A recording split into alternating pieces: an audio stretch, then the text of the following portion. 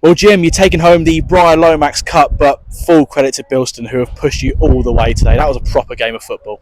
Yeah, they were a good, rough and ready side, I would say. I think they played their pitch and conditions well. They were physical, which at this stage of the season is probably a good test for us as well.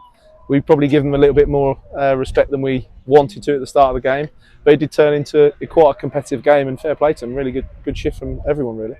In much the same way as Tuesday night, it became very competitive very quickly. Did you expect it to go down that route? Yeah, I think we want that. You know, that's going to be the reality.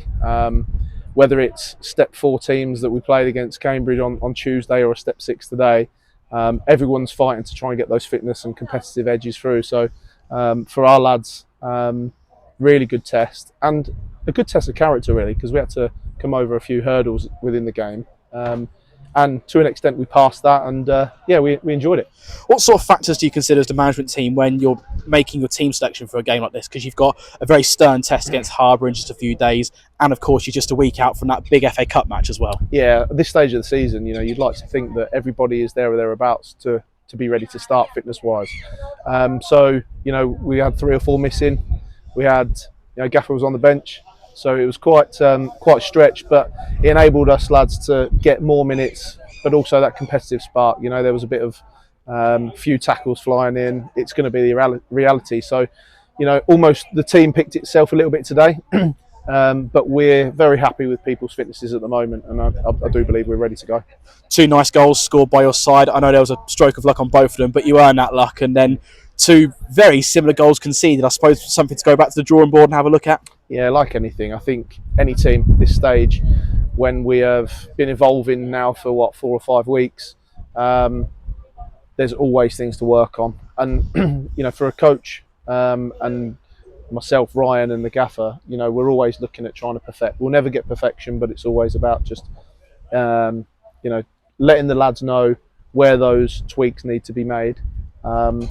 And work on them for next time, and it's as simple as that, you know. And I think we overdid that first half or first 20 minutes where we weren't really at the races as such.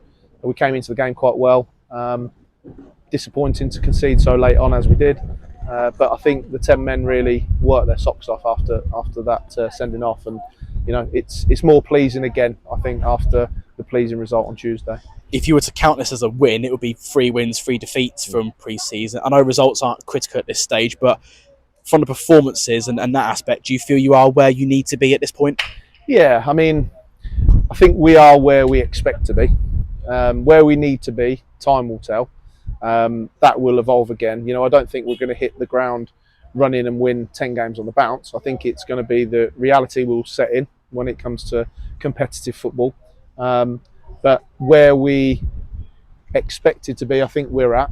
There's always going to be work to do and improve on every aspect. You know, different units, whether it be defensive unit, attacking unit, what we need to do in midfield, pick up first and second balls. But these types of games are the reality of it. You know, football's never perfect, so it's just getting those tweaks in. Just a couple on the squad. You had a few away today. I know Jordan came off with that injury midweek, and Tariq and Gary Mulligan, are they just holidays?